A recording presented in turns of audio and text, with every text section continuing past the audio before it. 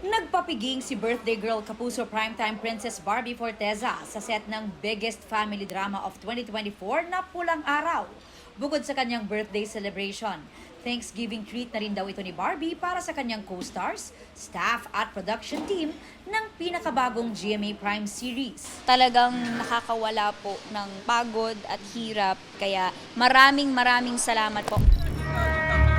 Bukod sa world-class na produksyon, umani rin ng mga papuri ang pagganap ng young versions ng mga bidang karakter.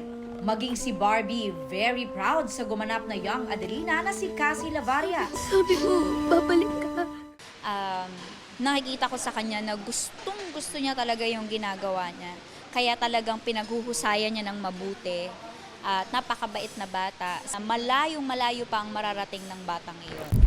Nirelease rin ni Barbie today ang kanyang 27th birthday photoshoot na inspired ng kanyang karakter sa Pulang Araw na si Adelina, na isang vaudeville performer.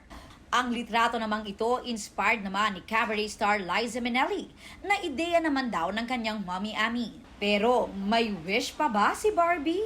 Kalabisan na kung hihiling pa ako dahil binigay na sa akin lahat ng mabubuting bagay, mabuting kalusugan sa akin at sa pamilya ko, successful operation ng tatay ko, and everything went smoothly.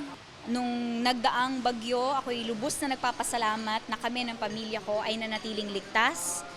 At patuloy ang aking trabaho at patuloy ang napakaraming opportunities for me, maraming proyekto, kaya sabi ko walang hanggang pasasalamat na lamang.